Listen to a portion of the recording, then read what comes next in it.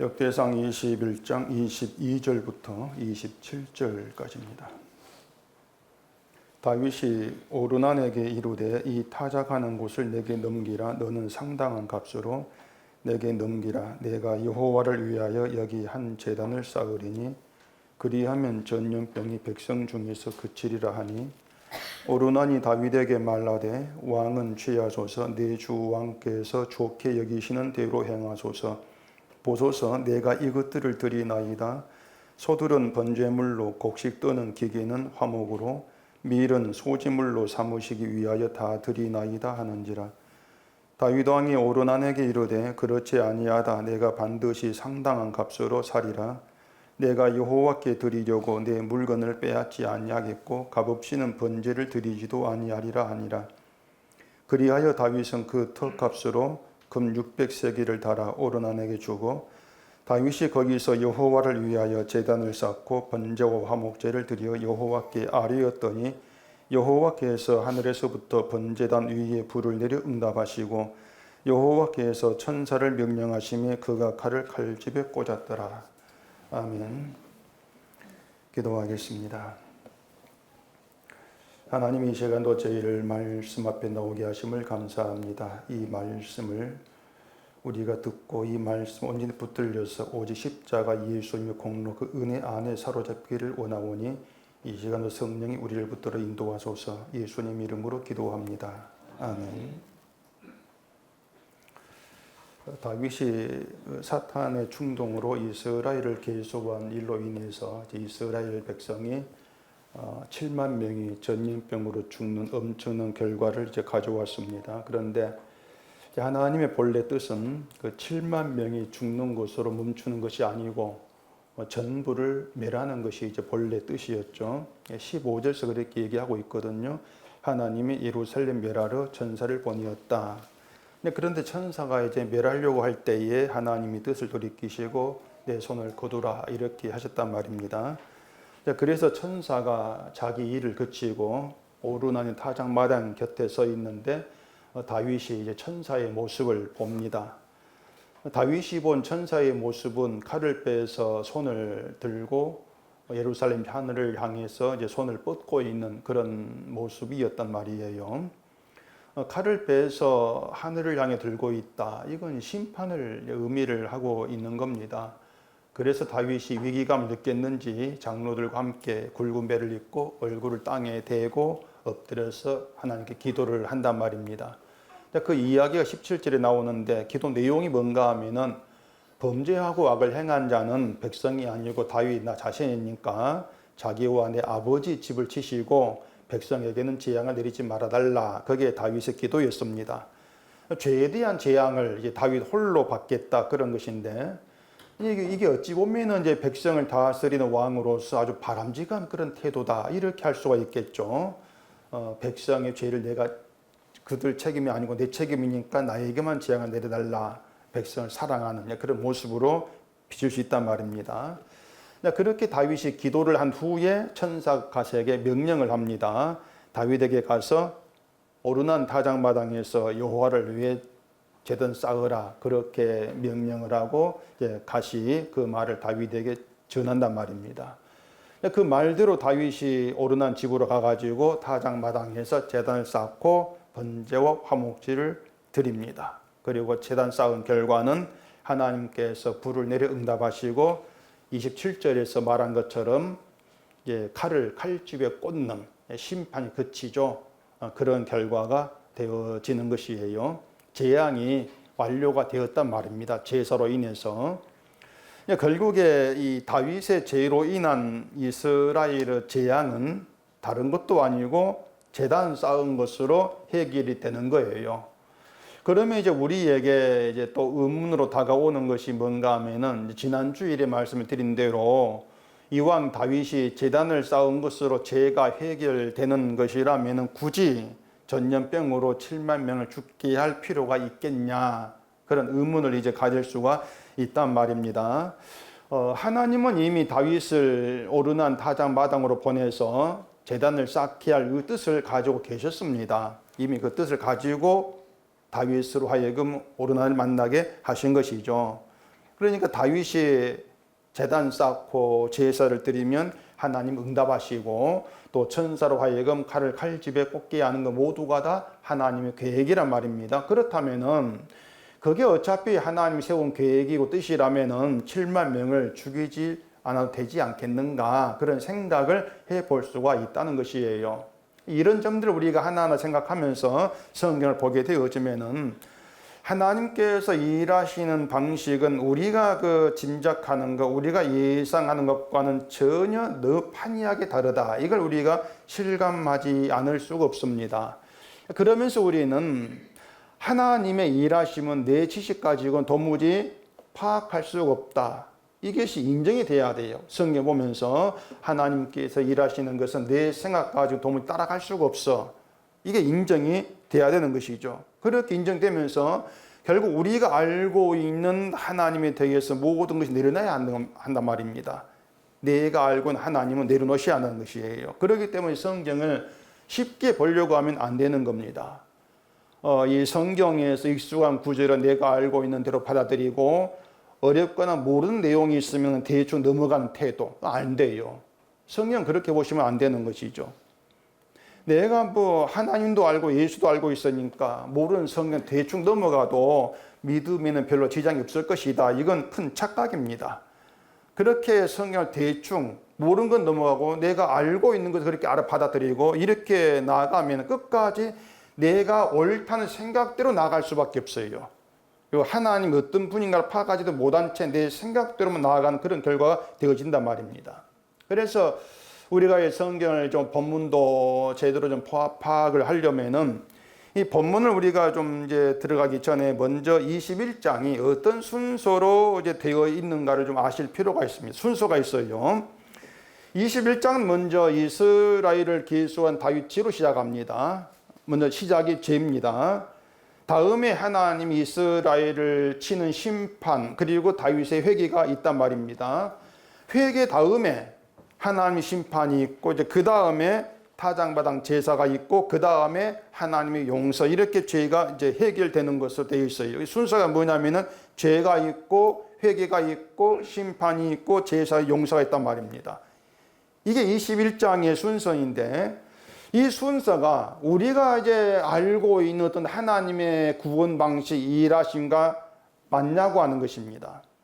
일단 우리가 되게 알고 있는 대로 생각해 본다면은 죄 다음에 회개가 있는 건 맞아요. 죄를 지었으면 회개하라. 우리는 그렇게 다 알고 있단 말입니다. 그러면 회개 다음에 예상할 수 있는 게 뭐겠습니까? 회개 다음에 예상되는 건 용서죠. 사람들이 회개한 이유가 용서 받으려고 하는 거예요. 용서 받으려고 회개하고 한단 말입니다. 그런데 그 회개와 용서, 그 중간에 뭐가 있냐면 심판과 제사라는 과정이 들어와 있어요. 21장 순서에 심판이 들어와 있고 제사가 있단 말입니다. 7만 명을 죽이는 심판, 또 타작마당의 제사, 이게 왜 들어와 있냐는 것이에요. 이걸 뭐 칠판에 적어가면서 이제 설명하면 쉬운데, 이제 그냥 말로만 들으면 좀 감이 좀 안 잡힐 수가 있습니다. 제가 말씀드린 순서를 좀 잘 기억하고 들으시면 돼요. 21장 내용을 요약한 순서란 말입니다. 복수합시다. 처음에 뭐라 하겠습니까? 죄라 하겠습니다. 죄가 있어요. 그 다음에 회개, 그 다음에 심판, 그 다음에 제사, 그 다음에 용서. 아이고, 잘했습니다. 그게 순서인데, 제가 이 순서를 왜 이제 말씀을 드리는가 하면은, 이 순서가 그 기독교인들이 되게 알고 있는 순서 안 맞아요. 말씀드린 것처럼 교회가 일반적으로 가르치고 있는 것은 죄를 지었으면 회개하라, 그러면 용서하시다, 그란 말입니다. 용서한다. 그럼 용서는 마무리되지 않습니까? 그런데 여기에 그런 이제 이 순서에, 우리가 예상하는 그런 순서에 심각한 문제가 있다는 것, 그 문제가 있다는 것을 21장 내용의 순서를 통해서 지적을 좀 받자, 그 말입니다. 하나님을 믿는다고 하면서 하나님을 찾는 인간에게 어떤 문제가 있냐고 하는 거예요. 그걸 알아야만이 이 타작마당에 제단 쌓고 제사하게 하는 하나의 의도가 분명하게 드러나게 돼 있단 말이에요. 8절을 봐보십시다. 다윗이 하나님께 아뢰되 내가 이 일을 행함으로 큰 죄를 범하였나이다. 이제 간구하옵나니 종의 죄를 용서하여 주옵소서. 내가 심히 미련하게 행하였나이다 하니라. 이제 다윗이 자기 죄를 깨닫고 용서를 구하는 회개를 합니다. 회개의 목적이 용서를 구하는 거예요. 그런데 그 앞에 7절을 보면은요, 하나님이 이스라엘을 치셨다 이렇게 되어 있습니다. 하나님이 이스라엘을 치신 것은 다 회개 다음에 나온 내용인데, 그럼 7절에서 치셨다고 하는 것은 뭔가 이런 의문이 있게 되는 거예요. 이스라엘 친 것이 앞 7절이 있고 뒤에도 있고 두 번 있지 않습니까? 그럼 하나님 이스라엘 두 번 치셨는가? 뭐 이런 생각도 해볼 수가 있는데, 아니면 7만명 치신 일을 두 번 반복해서 얘기하고 있는 것인가? 이런 문제란 말입니다. 이건 이렇게 생각해 볼 수 있습니다. 뭐 이스라엘 치신 게 두 번인가 한 번인가 그건 중요한 게 아니에요. 어떤 의미냐면은 용서를 구하는 다윗의 회개를 이끌어낸 것이 하나님이 이스라엘을 치셨기 때문으로 말하기 위함이라고 하는 것이에요. 그러니까 다윗은 회개한 이유가 뭐냐면 그냥 한 게 아니에요. 하나님이 이스라엘을 치셨기 때문에 용서를 구하는 회개를 한단 말입니다. 그런 의도로 지금 치셨다는 말이 앞에 7절에 나와 있다는 것이에요. 결국 뭔가 하면은 다윗의 그 회개의 문제성입니다. 다윗 회개의 문제성을 지적하기 위해서 이스라엘 친 이야기 앞에 하고 치심에 회개를 한다. 그런 내용이 뒤따라 나온다. 이렇게 보시면 되는 것이란 말이에요. 무슨 말이냐면 죄를 지어서 하나님이 벌을 내렸습니다. 치신단 말이에요. 그래서 용서를 구한 회개를 하더라 그 말입니다. 그게 잘못되었다는 것이에요. 우리가 보편적으로 그렇게 하고 있는데 그게 잘못된 것이다. 그걸 이제 지적을 하고 있단 말입니다. 만약 다윗처럼 이스라엘을 치심의 회개를 했다. 용서를 구하는. 그게 뭐냐면은 결국 이제 벌을 좀 이제 피하겠다는 얘기죠. 벌을 안 받겠다는 얘기죠. 회개의 이유가 용서를 받아서 벌을 해결하려고 인간이 하나님 찾는 그런 의미가 된단 말입니다.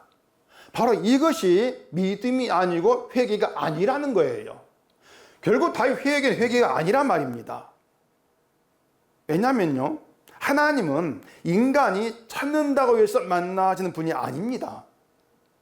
인간이 회개한다고 해서 하나님께서 받아주고 용서해주고 그런 건 없어요. 근데 교회가 회개를 가르칠 때에 이 다윗 회개처럼 가르칩니다.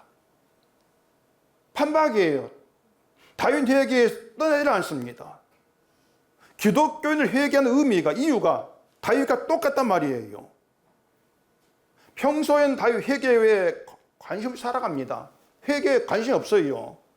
그런데 어떤 문제가 생기면은 하나님이 나를 치시는 건 아닌가? 하나님 내가 죄를 지어서 나를 치신 것이 아닌가? 이 생각하고 내가 무슨 죄를 지었지? 죄를 파헤친다는 얘기죠. 그래서 생각했던 죄가 있으면 용서를 구하고 회개를 하고 이런 식이란 말입니다. 다윗과 똑같다는 얘기죠.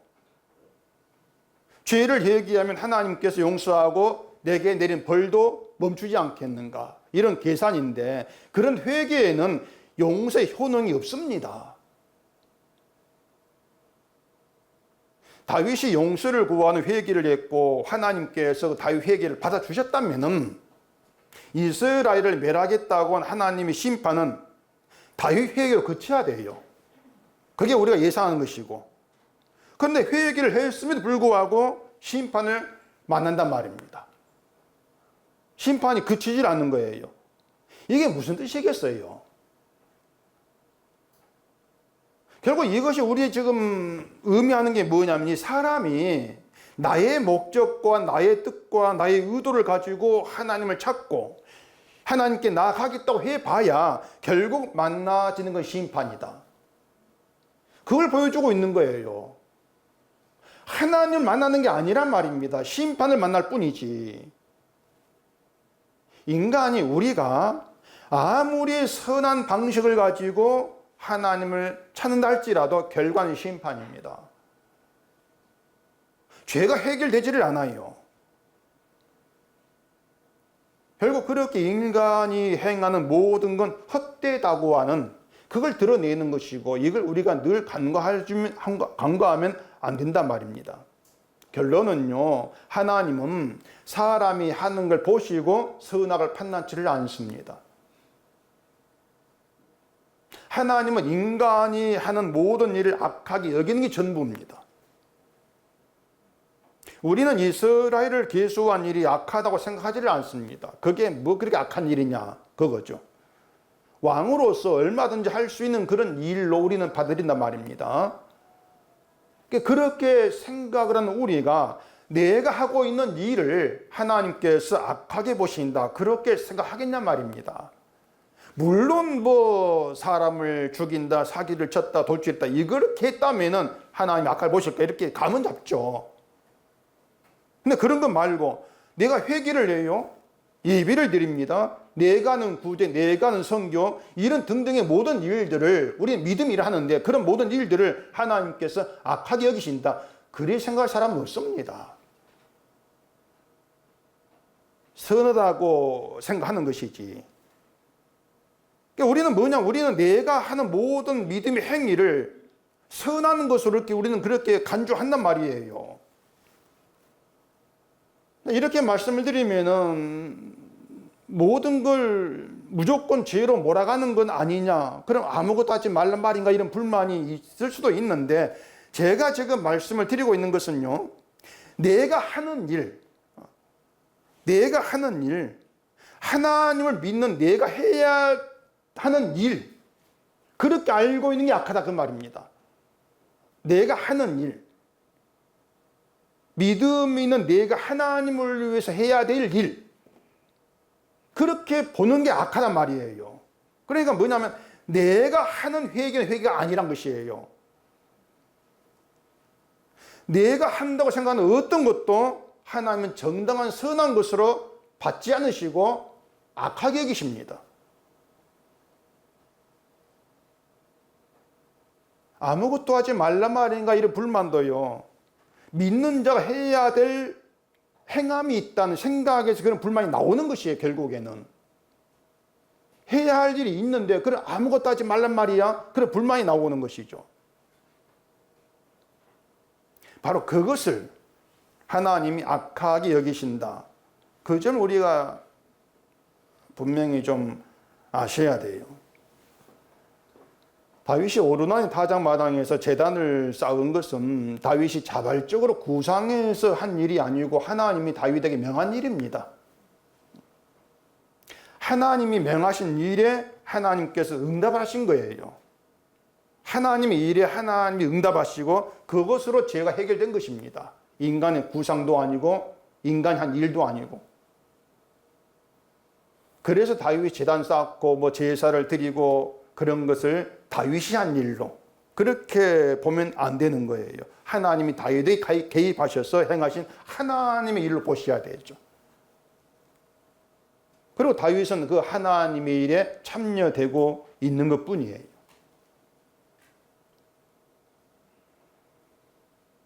자, 그럼 본문에 들어가면 이제 다윗이 오르나니 가가지고 타작하는 곳을 넘기라 이렇게 하죠. 22절 가보십시다. 다윗이 오르나니에게 이르되 이 타작하는 곳을 내게 넘기라. 너는 상당한 값으로 내게 넘기라. 내가 여호와를 위하여 여기 한 제단을 쌓으리니 그리하면 전염병이 백성 중에서 그치리라 하니. 자, 다윗은 자기가 한 회개가 아무 효능이 없다는 것을 이제 7만 명이 죽는 것으로 알게 됩니다. 그리고 하나님 말씀대로 제단 쌓는 일이 전염병을 그치갈 것이라는 것을 알고 오르나니에 가서 타작하는 것을 넘기라 이렇게 이제 말을 하는 것이에요. 오르나는 아무 불평도 없이 취하라고 합니다. 갑자기 와가지고 자기 땅을 넘기라 하면은 뭐 불만이 있을 수가 있는데 그런 불만도 없이 그냥 취하라, 가져가라고 그래요. 그것만이 아니고 제단 쌓는 일에 이제 재물 필요할 거니까 소도 번제물로 드리겠습니다.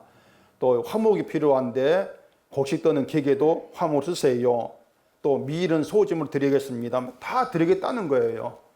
다윗이 달라고 하지 않은 것까지도 스스로 알아가지고 다 바치겠습니다. 이렇게 나온 게 오르나니입니다. 이런 오르나니 목사들이 정말로 두 손 들고 환영할 스타일의 교인입니다. 군말 없어요. 군말 없이 다 바치겠다고 하는데 그보다 더 좋은 교회는 없습니다. 업고 다닐 거예요. 이 본문으로 그렇게 설교한 목사가 있어서 제가 이 말 드리는 겁니다. 옳은 안을 자발적으로 기쁨으로 하나님께 바치는 그런 믿음의 사람으로 그렇게 얘기를 합니다. 그러면서 옳은 안 같은 그런 교인이 되자, 그거죠. 근데 뒤에 보면 다윗이 그냥 받지 않겠다고 하거든요. 상당 값 사겠다 이렇게 되어 있습니다. 이건 어떻게 말하지 궁금했는데 어떻게 말하냐면 신자가 자발적으로 바칠 때 하나님 그냥 받지 않으시고 반드시 상당한 값으로 갚으신다 이렇게 말합니다. 그러니까 바치는 것보다 더 상당하게 복을 주신다는 거예요. 아주 놀라운 해석입니다. 옳은 안은 자기 소유의 타작마당을 포함해서 제사에 필요한 모든 것을 값없이 바치겠다 이렇게 이제 하는데 우리 눈에는 옳은 안의 태도가 좋은 믿음으로 보여질 수가 있습니다. 하나님을 위해 제단 쌓는 일에 기꺼이 내 걸 다 바치겠습니다. 봉사고 헌신이죠. 그렇기 때문에 옳은 안 같은 그런 봉사, 믿음, 헌신을 요구하게 된단 말입니다. 그럼 문제는 다윗이 공짜로 안 받는 거예요. 주겠다고 왜 안 받습니까? 다윗은 또 24절 이제 봐보십시다. 다윗 왕이 옳은 안에게 이르되 그렇지 아니하다. 내가 반드시 상당한 값으로 사리라. 내가 여호와께 드리려고 내 물건을 빼앗지 아니하겠고 값 없이는 번제를 드리지도 아니하리라 하니라. 이렇게 얘기하고 있는데 이 성경 해석이 참 그 어려운 이유 중에 하나가 뭔가 하면은요, 이 성경에 옳은 안이 값없이 주겠다고 한 의도, 상당한 값을 사겠다고 한 다윗의 의도, 이걸 설명치를 않고 있단 말입니다. 그냥 이렇게 했어, 이것만 돼 있는 거예요. 우리가 뭐 옳은 안 다윗을 만나가지고 물어볼 수도 없고 말입니다. 뭐 그렇다고 해서 뭐 크게 중요한 내용이 아니니까 그냥 넘어갑시다, 이것도 안 되고 말입니다. 답은 하나입니다. 뭔가 하면은 모든 성경이 하나님의 감동으로 된 예수님에 관한 이야기다. 이 점을 분명히 하시면 돼요. 예수님에 관한 이야기다. 하나님이 다윗을 옳은 안과 만나게 하고 그 타작마당을 사이에 두고 있게 된 그 일들을 통해서 예수님에 관해 이야기하고 계신다. 장차 이루실 예수님의 일, 그 일을 나타내고 계신다. 그 얘기라고 하는 것이죠. 그리고 예수님에 관한 그 이야기는 인간이, 우리가 믿음으로 행한다고 하는 모든 것의 허망함을 드러낸다. 그런 내용이 되는 것입니다. 요한일서 4장을 가보십시다. 요한일서 4장 9절입니다. 하나님의 사랑이 우리에게 이렇게 나타난 바 되었으니 하나님이 자기의 독생자를 세상에 보내심은 그로 말미암아 우리를 살리려 하심이라. 사랑은 여기 있으니 우리가 하나님을 사랑한 것이 아니요 하나님이 우리를 사랑하사 우리 죄를 속하기 위하여 화목제물로 그 아들을 보내셨습니다. 이 내용인데, 이 내용이 다윗과 옳은 안 이야기에 들어 있습니다. 예수님이 우리 죄를 속하기 위해서 화목제물로 오셨다. 이건 다들 잘 알고 계신 내용이죠. 하나님 예수님을 세상에 보내신 것은 예수로 말미암아 우리를 살리기 위한 일입니다. 예수로 말미암아 살리신다는 것은 우리가 바치는 것은 우리를 살리는 일에 아무 효능도 되지 아니한 그 뜻입니다. 예수로 말미암아 살린다. 그 얘기는 우리가 하는 일, 우리가 바치는 것은 나를 살리는 일에 아무 효능도 안 돼, 쓸데없어, 그런 얘기죠. 이것이 옳은 안이 값 없이 바치겠다는 걸 받지 않는 이유가 되는 거예요. 옳은 안이 바친 것으로 제사를 드렸다. 그리고 하나님 그 제사에 응답을 하시고 심판을 멈추고 이스라엘을 살렸다면요, 결국 하나님은 인간이 바친 걸 받으시고 죄를 용서한 그런 결과가 됩니다. 다윗 제사가 인간의 바친 것으로 이루어지는 그런 결과가 되는 것이에요. 근데 그것이 지금의 교인들이 알고 있는 믿음의 방식입니다. 내가 바치는 것, 내가 하는 것, 내가 회개하고 내가 봉사하고 내가 헌신하는 것으로 하나님 기쁘게 하겠다. 하나님 그것을, 그리고 그걸 받으신다. 그렇게 해서 내 구원을 확실하게 보장받고 복도 받겠다. 그런 뜻으로 신앙생활을 하는 것이 지금의 교인들 아니냐는 것입니다. 하나님은 인간이 들고 나오는 모든 것을 거부하고 받지 않으신다는 것을 몰라요. 정말 그걸 모릅니다. 오르나 신앙 행위가 바람직하게 보이겠지만은, 근데 그 바람직한 신앙 행위를 하나님은 안 받으시는 그걸 다윗으로 보이신단 말입니다. 값을 치르시는 것으로. 그런데 그런 성경 구절은 그냥 대가 넘어가요. 그냥 이런 일이 있었고 대가 넘어가 버리기 때문에 하나님이 하신 일을 도무지 알 수가 없는 것이죠. 한국 교회가 오랫동안 교인들을 속여온 것 중에 하나가 11조거든요. 하나님이 11조를 받으시고 복을 주신다 속여왔는데 11조 하나님 안 받습니다. 그러니까 교인들이 참 제가 볼 때 정말 미련하다고 할 수밖에 없는 이유가 뭐냐면은, 하나님께서 내가 바친 11조를 받으신다는 걸 교인들 확인한 적이 없어요. 그렇잖아요. 어디에서 뭘로 확인하겠습니까? 내 걸 받으신다고 하는 것을. 눈에 본 적도 없고 확인한 적도 없는데 그냥 목사 말만 듣는 겁니다. 목사 말 듣고 하나님 받으신다 맹목적으로 믿고 그냥 바치고 있는 것이죠. 그리고 바치는 자신의 가치를 두고 있단 말입니다. 난 바치니까 믿음이 있어. 이게 인간의 사고방식인데, 그런데 오르나의 것을 받아가지고 제사하고 그렇게 이스라엘이 죄가 용서되고 살게 되어진다면 이야기가, 이 성이 어떻게 되겠어요? 오르난이 한 일, 바치는 그 일을 하나님께서 받으신 가치 있는 거 높이지 않겠냐 말이에요. 그렇게 되면 예수님이 화목제물 되셔서 우리 죄를 속하는 그 일에, 예수님의 일에 인간도 할 일이 있어. 그런 의미가 되는 거예요. 예수님이 할 일, 우리가 할 일, 우리는 또 바치는 그 일. 그런 모든 우리의 그 구상, 우리의 방식을 차단해 버리는 것이 다윗이 오르난의 호의를 거절하고 상당한 값으로 사겠다고 한 것입니다.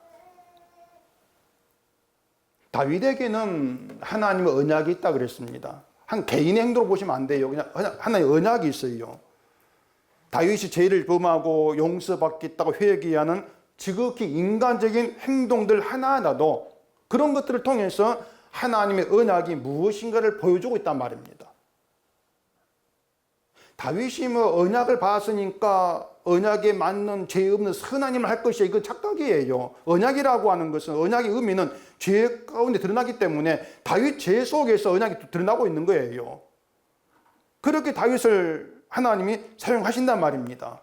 그런 점에서 다윗이 상당한 값으로 사겠다고 하는 것도 결국 언약을 보여주는 것이 되어지는, 그게 뭐냐면은 심판을 갖추고 이스라엘을 살리는 그 제사, 다윗 제사는 오르난의 것이 아니고 하나님의 값으로 완성된다는 겁니다. 하나님이 치른 그 값으로 완성된다. 이게 다윗 제사다. 그게 언약으로 보여주고 있는 것이에요. 무슨 말이냐면, 하나님이 독생자의 피로 우리 죄값을 치르시고, 값을 치르신 겁니다. 하나님이 예수의 피로 값을 치르시고 심판서 살리신 것이 구원이라는 것입니다.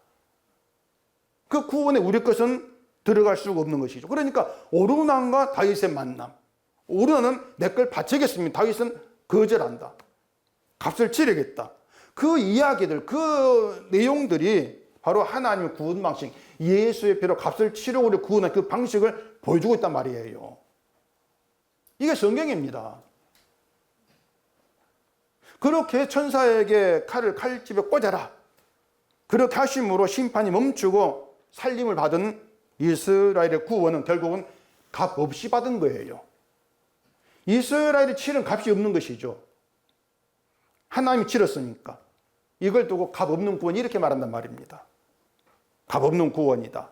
죄 값을 하나님이 대신 치르시는 그 방식의 구원을 예수님이 오셔서 이루신다는 것을 다윗과 오르난 만남, 타작마당을 통해서 미리 보이고 계시는 거예요. 이게 언약이다. 이게 언약의 완성이다.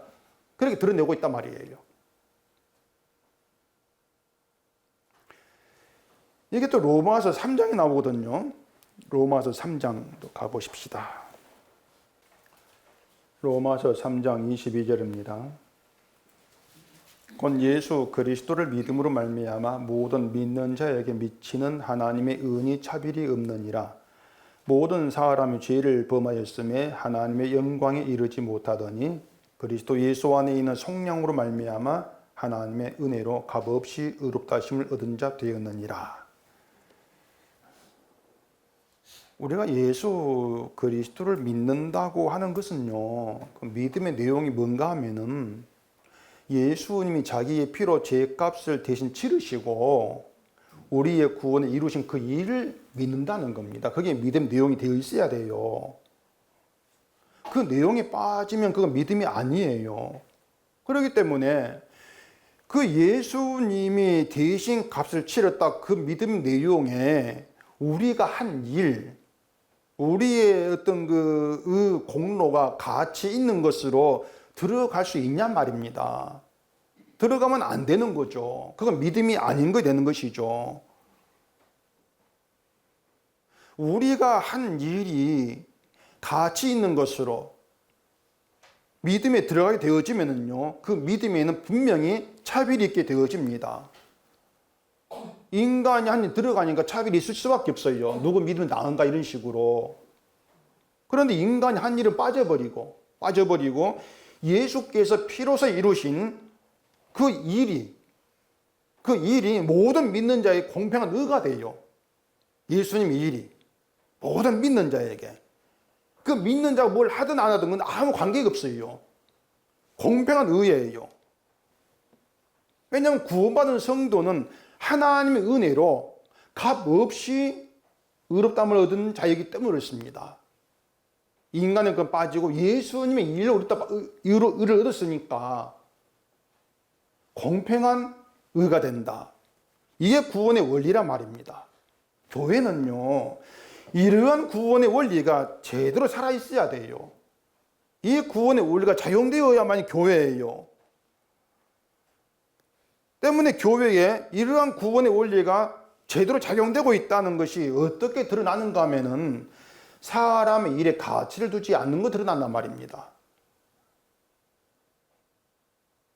교회가 다 좋아요. 구제를 하건 이웃봉사하든 뭐 점심봉사하든 성결은 다 좋습니다. 다 좋은데 그 어떤 일에도 제발 좀 그걸 믿음의 행위로 가치를 두지 말란 말입니다.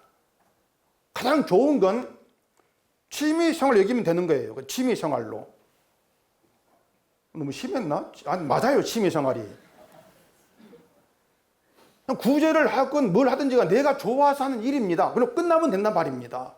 거기에 제발 믿음 좀 갖다 붙이지 말란 얘기예요. 믿음은 예수님 일만 들어놓고 내가 아니 제발 잘라내자 말입니다. 그러면서 뭘 하다 하면 되지 않겠습니까? 그럼 무슨 일을 한다 할지 차별이 없는 거예요. 그게 교회란 말입니다.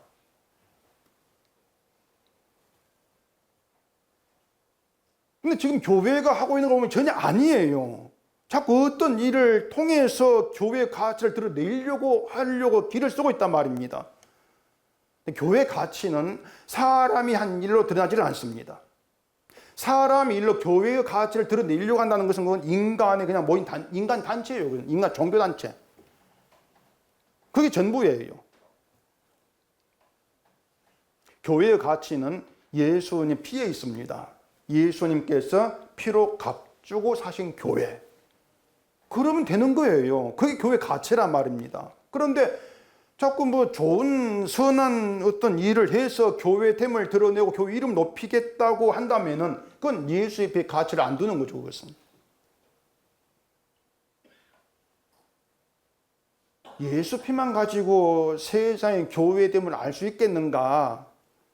뭐 이런 또 생각이 있을지 모르겠는데, 자, 여러분, 왜 세상의 교회를 알아줘야 됩니까? 세상의 교회를 알아줘야 될 이유가 있습니까? 세상이 알아주는 교회는 또한 가짜예요.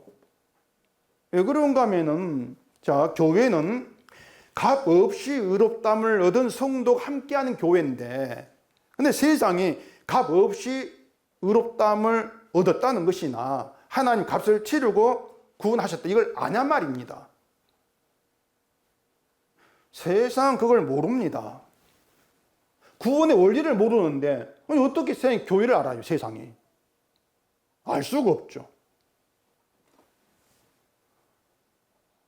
그래 자꾸 이 세상의 눈을 두면서 세상이 알아주고 세상의 이름을 나타내고 그래서 세상으로부터 인정을 받는 교회 되겠다고 하는 그 자체가 사탄의 충동이고 사탄의 의도입니다. 그 자체가 죄죠, 결국에는.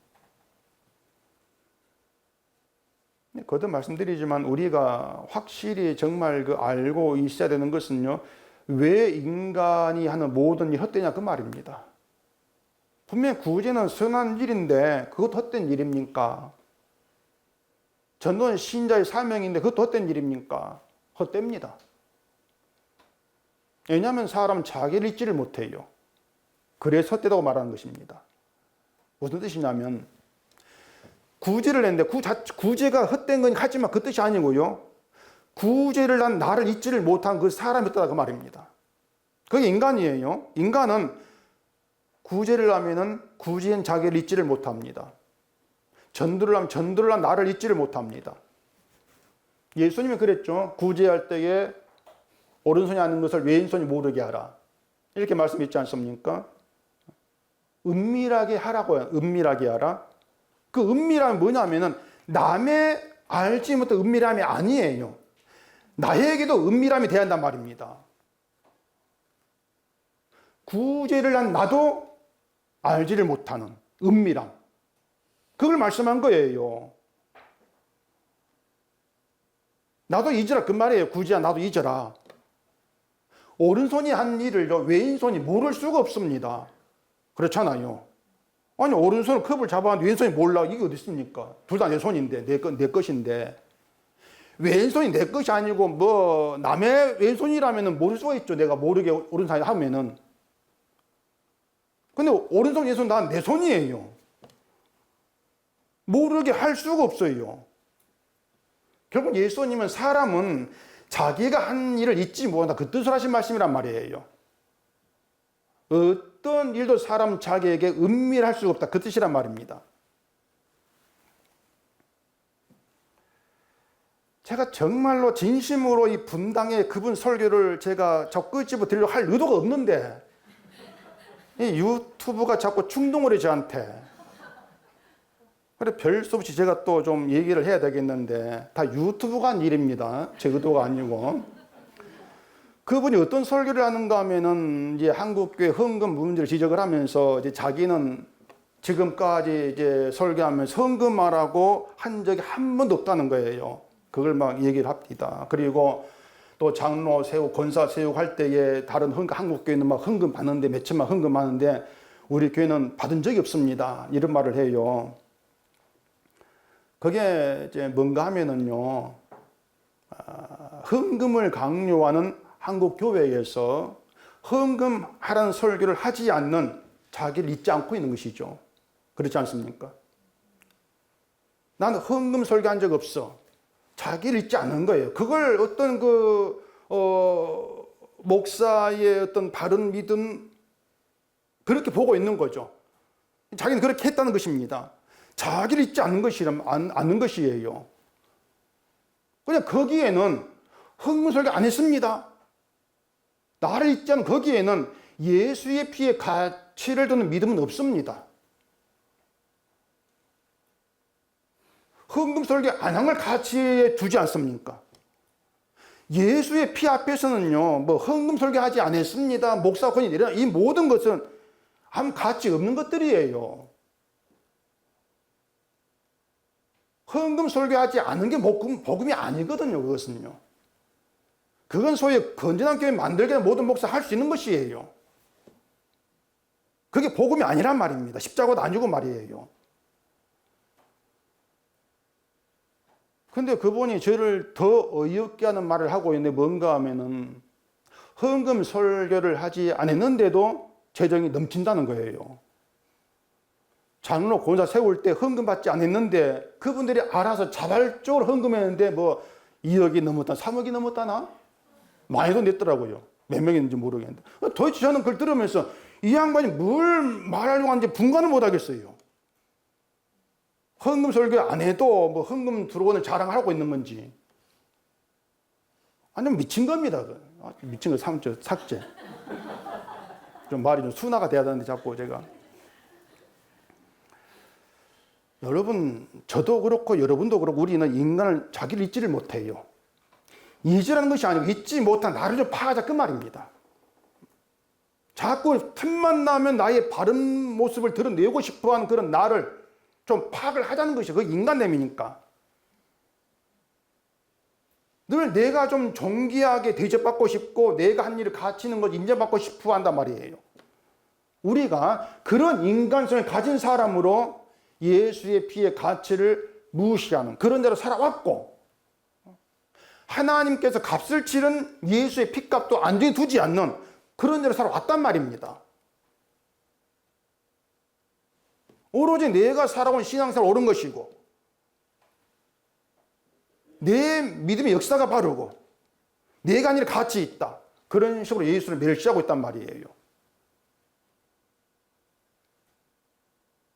그런 인간을 우리가 파악했을 때 무엇을 깨닫게 되어지냐면요. 하나님이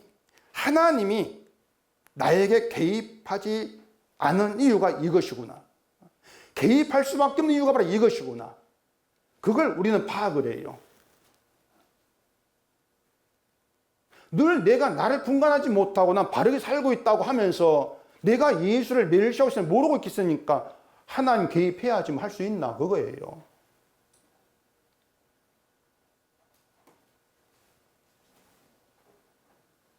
그걸 우리가 알게 되었으면 결국 하나님은 내게 있는 어떤 것도 받지 않으시는 것이 맞구나. 그걸 우리가 분명히 알게 되어지는 거죠. 이게 본문 이야기입니다.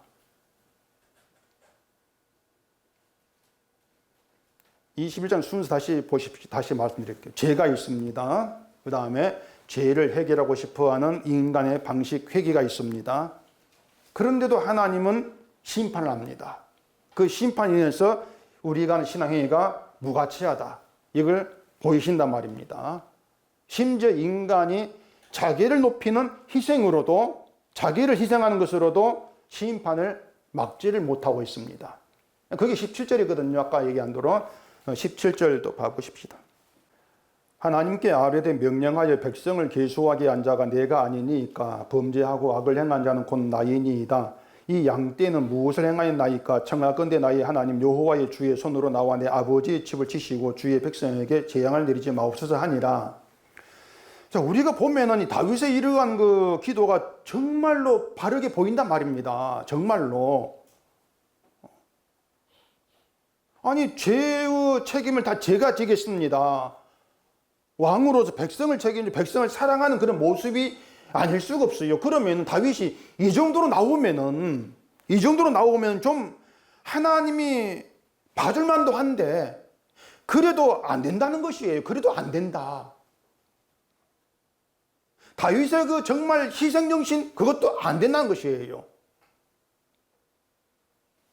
만약 다윗 말대로 하나님 다윗만 치고 백성에게 재앙을 내리지 아니했다. 그럼 누가 영웅이 되겠습니까? 다윗이죠. 다윗이 왕으로 우리의 죄를 다 책임졌어. 그래 우리가 살았어. 다윗 만세 이렇게 나올 게 아니란 말이에요. 결국 다윗의 희생, 다윗 사랑이 가치 있는 것으로 높임 받게 되어진단 말입니다. 그러니 그런 다윗의 그런 말을 기도를 하나님 받지 않고 결국 타작마당으로 보내버리는 거, 심판하고 보내버리는 거, 이런 모든 것들이 하나하나가 인간의 것을 다 자르고 계십니다. 하나님이. 그게 본문이에요. 오르난의 헌신, 다 들에게 헌신, 다윗의 그 희생, 그 사랑의 정신 몽땅 하는 거부합니다. 그러면서 오로지 하나님 값을 치르심으로 완성된 제사, 그것만 드러내고 계시는 거예요. 그것만이 용서다. 그것만 너희 심판을 그치게 한다. 그걸 보이고 있다는 것이에요. 이게 21장 내용입니다. 그럼 결국 이 내용, 본문 내용이 뭔가 하면은 모든 가치는, 모든 존귀함은 장차 하나님의 값을 치르시는 제사, 예수의 피에 있다. 그걸 증거하고 있는 거예요. 그 21장 전부의 내용이란 말입니다. 그래서 믿음은 우리가 한 일을 가치 있는 것으로 인정하지 아니한다. 이걸 잊지 않는 게 참 중요합니다. 그렇다면 우리가 믿음으로 행한다고 하는 어떤 일에 대해서도 보상으로 돌아오는 건 없어요. 이미 성도라고 하는 것은 받은 자거든요. 내가 한 일이 아니고 하나님께서 하신 일로 인해서 값없이 값없는 은혜로 구원받은, 이미 그걸 받은 자이기 때문에 또 달리 보상을 구한다? 이건 아닌 거죠. 내가 받은 것을 가치 없게 여기는 그런 것밖에 되지를 않는 거죠.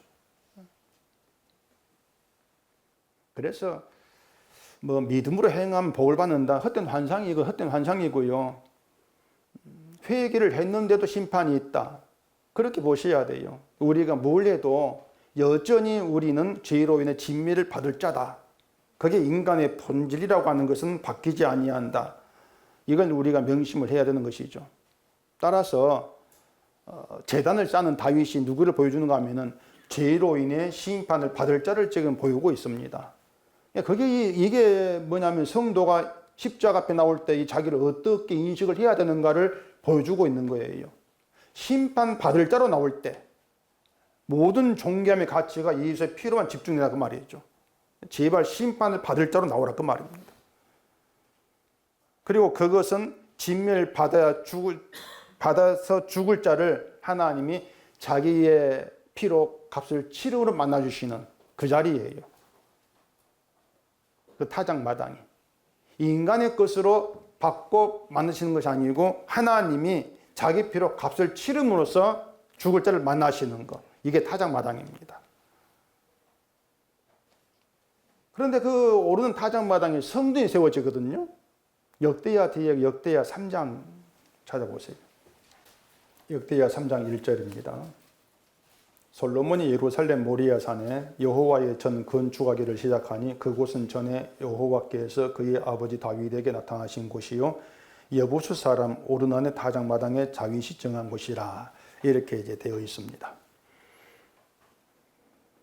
이 오르난 타작마당이 이제 모리아 산으로 이렇게 지칭되고 있는데, 모리아 하면 또 생각나는 게 있죠.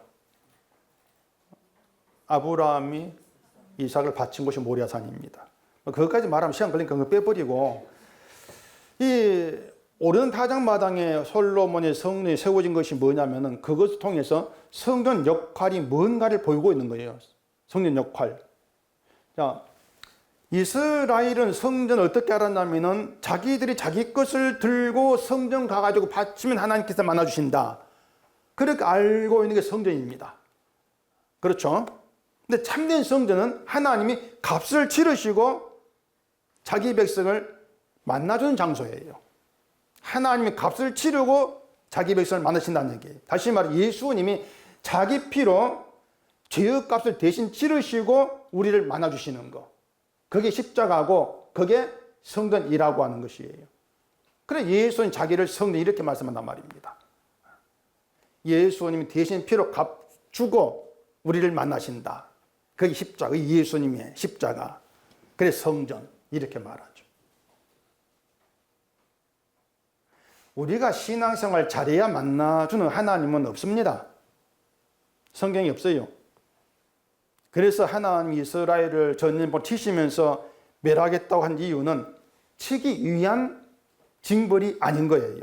그러니까 이스라엘을 치기는 치는데 치는 것이 목적이 아니고 진멸당하는 게 마땅한 자로 그들을 드러내기 위함이란 말입니다.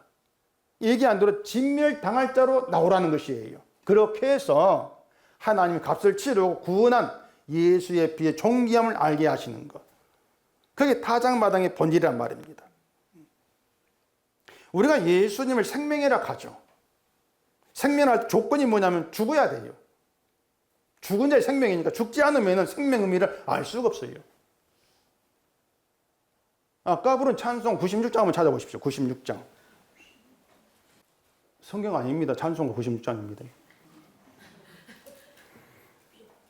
가사 해설 또 보십시다.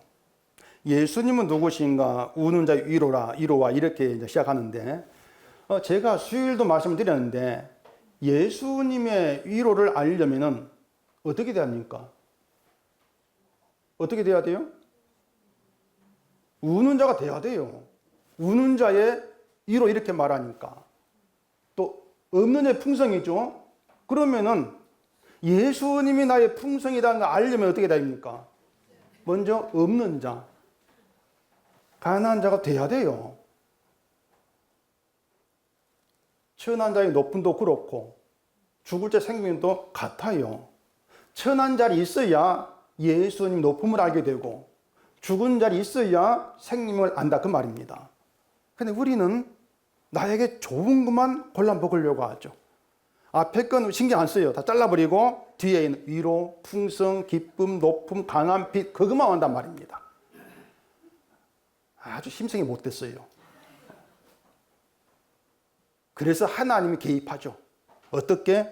우리를 우리 아들 자리에 던져버리는 것입니다. 왜? 위로를 알게 하려고. 생명을 알게 하려고 죽은 자의 자리에 던지시는 것이죠. 그게 하나님의 개입하신 일이에요. 왜? 우리는 자발적으로 안 가니까. 그런 자리에. 하나님 가게 밀어 넣으시는 것이죠. 그렇게 해서 내가 누구인가를 제대로 보게 하시면서 모든 가지 존귀함을 주님께 두는 성도로 만들어 가시는 겁니다. 그런 하나님 일하시면 안다면은 왜 나를 울게 합니까? 우는 게 싫긴 싫어도 불만은 감이 나올 수가 없죠. 그게 성도됨을 아는 거예요. 하나님 일하시면요, 늘 내 것을 비우게 만듭니다. 내 것 비우고 그 자리에 예수님의 피로 잡고 채워 가시는 것이 하나님 일하심이에요. 그렇게 해서 우리를 예수님의 존귀하심, 그 가치만 드러나고 증거하는 그릇으로 우리를 사용하고 계시는 것이죠. 그게 성도됨이란 말입니다. 아무짝에도 쓸모없는 우리에게 예수님께서 오시고 예수의 피를 알게 하신 이유, 값없는 은혜로 구원을 얻게 하신 이유, 그 모든 것들은 우리를 구원해서 천국 보내는 것이 목적이 아니고요, 예수님의 의를 높이기 위함이다. 이걸 우리가 분명히 그 내용이 우리의 중심으로 분명히 자리 잡혀야 하는 거예요. 그게 성도의 어떤 믿음의 중심이다. 이렇게 얘기할 수가 있는 것이죠. 하나님 일하심은 여러분 개개인을 위한 일은 없습니다. 오직 예수님을 위해서 일하실 뿐이에요. 그 하나님 뜻을 우리가 늘 좀 알아가시면서 하나님 일 속에서 늘 내 것은 자꾸 좀 아니었구나 그렇게 좀 비워지고 잘라지는 그런 경험 속에서 주의 공로만 좀 중심에 모아지고 주의 공로만 높여지는 그런 성도의 길로 기쁘게 갈 수 있기를 바랍니다. 기도하겠습니다. 아버지 하나님, 하나님께서 하시는 그 일의 내막을 오늘 본문을 통해서 알게 하시니 감사합니다. 이 말씀 보면서 우리가 선한 것을 높이고 품고 있던 모든 것이 비워지게 하시옵시고 그 자리에 오직 하나님이 값을 치르시고 구원을 이루신 예수의 피의 그 내용만 자리하고 주의 공로만 높여지는 저희가 되게 하시옵소서. 예수님 이름으로 기도합니다. 아멘.